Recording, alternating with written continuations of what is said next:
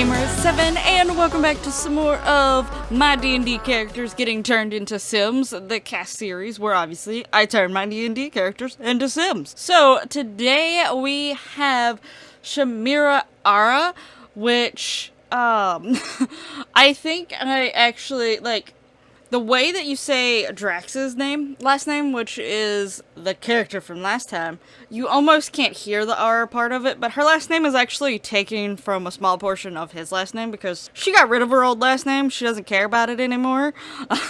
She's like, nah, I don't want that. Because she sort of has a new life, but we'll get to that in a brief moment. But if you want to know, if you're curious as to what her last name before, it was Osminos, and you will be hearing that again, and I'll actually bring that up a little bit more when that time comes. She doesn't care about that last name anymore. That is not her anymore. She is now a new woman.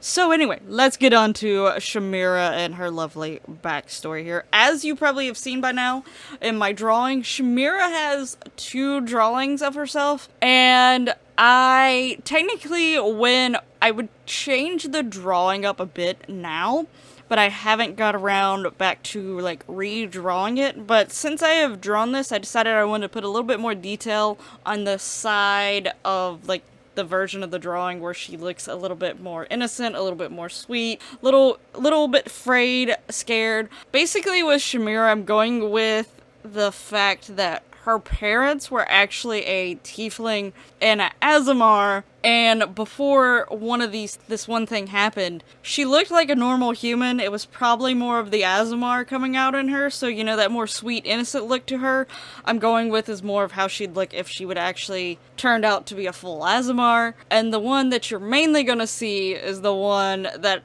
comes out later on and is what more likely she would have looked like, a tiefling. And I was able to get them looking different enough because I have this one thing that you can put it on as a skin detail. Or you can put it on as a makeup. I like with some things that is an option, that if you want to put it on as a skin detail, you can, but if you want to put on a makeup because maybe it's some sort of costume that they're doing or something like that. Or now with the sliders, you can sort of adjust the color of it a bit or make it not quite as in your face. So this made it sort of nice because I actually do make sort of both sides of her. I made it to where her every outfit she has, there is 3 everyday looks and 2 of the 5 everyday looks, but 3 of them are the tiefling and 2 of them are the Azamar, I think is how I did it, or maybe only did 1 with the Azamar. Either way, I wanted that side to almost never show up, but when we put them into the D&D mansion that I am building, if you haven't seen that, there's a link down in the description below to that playlist, where I'm building this large mansion and I'm going into details and taking my good old time with it. That's down in the description below if you want to go check that out. That is the house that I'm going to be putting these characters in to see what happens once I put them all together. But yeah, so that technically there is a chance that you could see her other form walking around randomly one day. She chooses just to be that in Sims world, but in D&D world, originally I was choosing for that side to never be used, but I potentially, if I ever, one, again, with these characters, a lot of times I look at them through 2 different lights. 1, if I was to ever play them, and 2, if they was to ever be an NPC, if I ever did attempt to ever DM myself. I don't know if I ever will, but I still look at the characters in both lights, because chances are I will never play all of these characters, but, if I did make a D&D world, like I did DM, I easily could put them all into that world at least. And, who never knows? I might change my mind from time to time if it ever got a chance for me to play D&D. I might not get settled on which one it was, and I could just give 3 of them and be like, hey, which one of these fit into your world better? Sort of situation, and I'll pick that one.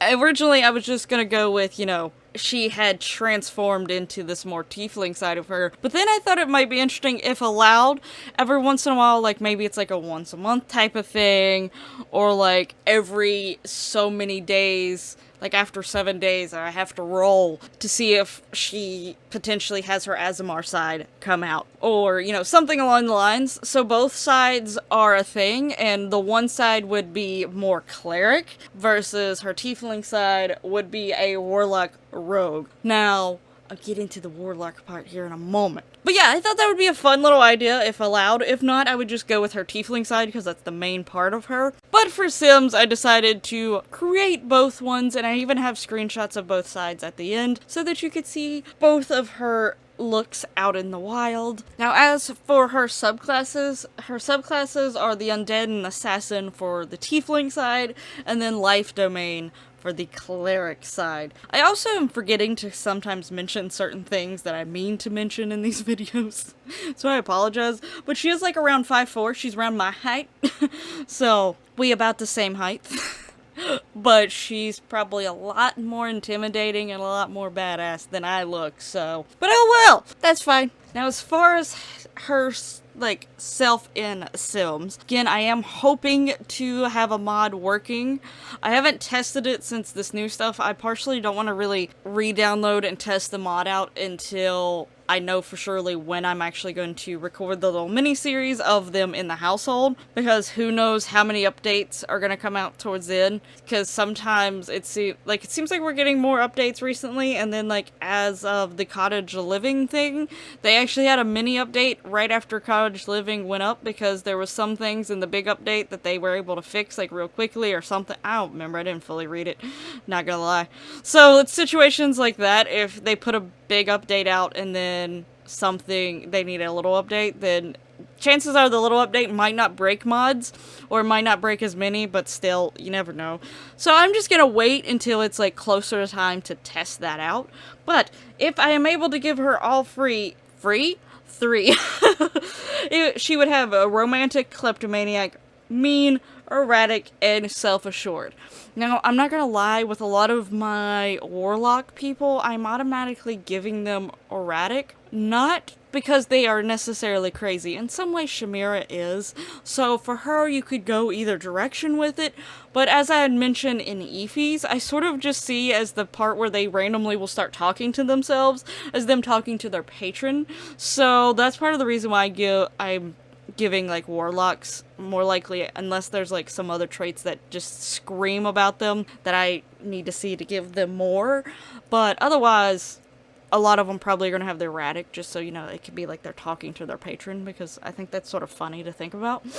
The thing is if the one mod doesn't work and I can't give them 5 traits to give them as much personality as possible putting them into this house, then I'm mainly going to give her romantic, kleptomaniac, and mean. So, partially, some of the traits, one of the traits is representing more of her good Aasimar self, and the other ones are representing more of her I don't really care anymore tiefling. Now, how did Shamira become a tiefling from being, like, the more Aasimar version of herself? Well, basically, to get to where she is now, we must talk about her parents. Her parents, who are the full Aasimar and the full tiefling. Now, the tiefling actually was in a relationship. He had a wife, he had a son, but, like, their relationship was never as close as some people's relationships are. It was more of probably a situation like maybe she got pregnant and they just decided to stay together, or it's some sort of family thing, or, like, a mutual agreement, because at the time, like, they cared about each other, but, you know, there was a lot of things that they were more important about, but so it's like, you know, we're under this understanding that both of us have a lot of things going on in our lives, but we still like each other, and we're okay if we're not, you know, something like some sort of agreement of some kind, and they got married, and it worked, and at the time, but as they got older, maybe not so much. And in the case of him, he actually found someone else that he fell in love with, but his wife. I think the wife probably had more feelings for him than he did for her, which sounds bad. You shouldn't cheat. Don't cheat. The thing is if you no longer care for them, just probably leave them. And if someone leaves you because they no longer care for you and they're even having thoughts of cheating, then chances are that's not going to be a healthy relationship for you either. So, neither one of them reacted well in this situation, but she got very upset when she found out that he was seeing someone else and that she actually even had a kid. She took the kid away and sort of just left them at this random orphanage where the other two potentially could not find her, and that little child was Shamira. And Shamira grew up in an orphanage. Now, this is where Shamira's story gets a little sad for a bit. As I mentioned in Drax's video, I have some characters that have some tragic parts of their lives, but it's what made them who they are, and it's part of the reason why this group in particular sort of went together. Other than one of them totally put it on himself. But we'll get to him later. But as for the most of them, they have sort of a sad part of their story, and that's why they sort of bond together. But with Shamira, this orphanage was sort of a rough area. It was a rough place to be in, and she was definitely, as a child growing up and even into her teen years, she was definitely more reserved. She was a lot more quieter, shy, sort of the little odd girl in the back that was super sweet, but everyone knew that they could get away with picking on her because she wasn't going to do anything. So a lot of the kids did pick on her and was not so nice to her, and particularly like this one kid that at one point, you know, that was like her first crush, but he was like the worst to her. She had like one friend who she considered him a friend and probably was her only friend at the orphanage, but at the same time there was still some resentment there as she got older because he just let the things happen to her and never tried to help stood up for her when she actually at least tried to stood up for him at least like once or twice, obviously resulting in her just being bullied back. He never did that for her because, I mean, it was partially because he was scared. I mean, they were both kids, even into their teen years. Sometimes when you get that mentality growing up, it's hard to get out of it even after you get older and stronger, but he probably didn't realize that bothered her so much, but it did bother her so much. But the orphanage was actually located near this lake that used to be a lake of like spiritualness and happiness and just light and just all things good, and it was even known as like a lake of healing. Like you would go in there and you would almost feel healed and rejuvenated, and a lot of people would do that. But eventually at some point in time in the past there was like a horrible battle that happened very close to the lake, and the lake was like basically blood-soaked by this battle, and something about this lake that had the magical element, this tragedy and all this violence so close to it and like leaking into it, changed the lake, and it became known as the Black Lake because it became so dark at a distance it just looked black. It did not look good. It did not look like a great lake. And this orphanage was very close to it. The lake was over a cliff from the orphanage. There was a way to walk down there to get to it, but the closest thing was a cliff to it. Anyway. And it had become very well known as, you do not get near this lake, you don't go in it, because you will not be coming out alive. It was almost like it had a very strong acid effect. It would start burning straight through your clothes, burning your skin, so on and so forth. It was bad. You did not survive if you tried to go into this lake. Well, the kids at the orphanage, well, they're not really kids anymore, they're more like teenagers, young adults now, like, you know, they're starting to go out in their own ways, and obviously they're probably living in different parts of the village where the orphanage is at. So, but at the same time, like, they've grown up together and things like that. They still sort of pester some of the ones that they pestered when they were younger, and Shamira was one of them, and they got close to the edge of this cliff, and they were teasing her and all this stuff, and the one boy that was the worst at it actually pushed her, and she fell over the cliff and into the lake, which a lot of people is like, yeah, she's gone, she's dead, that's it. And they walked away, they left, except for the one friend. He did go down and sit at the edge of the lake. He didn't think she was alive, he just was more of a sort of a grieving moment for him. So have it, she actually was alive. She had been slightly altered, her tiefling side more came out, and when she emerged, her hair was red, she looked a little bit darker and different, but basically the deity of the lake, who had been corrupted by all this that had happened near it, had graced her with abilities, therefore why she is a warlock. But she's also a rogue. To me, some of the rogue comes from when she was younger, or like it comes from thoughts of when she was younger, like if I could have just been this, I could have protected myself. But anyway, I also just really wanted her to be like really good with daggers and knives and stuff like that. It's just part of more of like her, how I wanted her to feel, basically. But yeah, so that's Shamira's story. That is how she became what she is. She basically went out of the lake. Oddly enough, I would imagine that at least her clothes would have been burned through, which is weird. But at the same time, like, I just imagine that would make more sense, at least. And at that point, she had decided to change a new leaf. She just walked on past this person who was the only one that was close enough to call a friend, and just walked off and went into the forest. And that is where Drax actually found her. He took, like, some sort of piece of cloth that he had with him and wrapped it around her and was like, "Are you okay?" And like, why is this girl just in the forest with no clothes on? What has happened?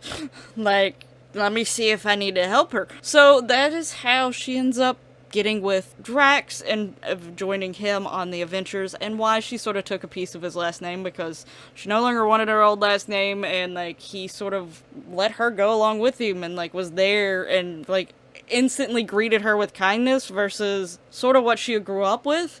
And ultimately everyone in the party treats her very kindly and very nice, no matter what she looks like, whether she's in her tiefling or the other form. Like, they don't care. They're very nice to her, so she's very much about protecting them and helping them where she can, but also to just give strength to her patron, because otherwise she would be dead. And I also just imagine that if she ever ran into the boy that was the worst one to her, oh, she would have so much fun messing with him. Not that you should condone becoming a bully and bullying your bully. Every character has a flaw, and you know, I would imagine she would do that at this point. Like, you've done this to me years, this is what you get, this is what you deserve, like, sort of situation. She's no longer scared. She will mess with you. Now, when she's in her, like, asthma form, I still think she's a little bit more calm and collected and a little bit more shy toned. She's still not as bad as she was. But anyway, I hope you like Shamira and how she turned out. I hope you enjoyed hearing her backstory, even though it does have a little bit of sadness. But like I said, not every character is gonna have a good happy ending. I have, like, at this point, obviously I'm not going to make a criticism for all these characters currently. I might do a series 2 later on down the road, but as of right now, I'm like in the 30s, 40s some of characters, and there is no way you're going to have that many people and not some of them have somewhat tragic backstories, and some of them are going to be worse than others. I don't think her, other than the bullying, because bullying's really bad. Bullying's bad. She doesn't like bullying. If she sees people bullied, she will stand up for the person who is not the bully. The victim. I had to think of the word. That is one of her good flaws, is that she will help a person getting bullied in a heartbeat now, because she knows what it feels like. But yeah, bullying is sadly a real thing, and that is part of Shamira's story, but she has come out on the other side stronger, so yay for her. But anyway, let me know who has been your favorite so far. Shamira is number 12 of characters to be put up on the channel. Let me know your thoughts down below. And I hope you're looking forward to the other 3 that are in this group, and then proceeding after that, the several more characters to come up in at least series 1 of my D&D characters. Because I could do a series 2. If y'all want me to eventually do a series 2, definitely let me know down in the comments below. I will put like 1 or 2 series in between them, so I won't like go straight into series 2. Just let me know down in the comments below if you would like to see future criticisms of my future D&D characters, not just the ones that I am currently making for this series now. And make sure you subscribe, all that lovely YouTube goodiness, so that you don't miss out on future stuff here on the channel, including the D&D Mansion and the rest of the D&D characters. And I'll hopefully see you in the next one. But until then, bye bye!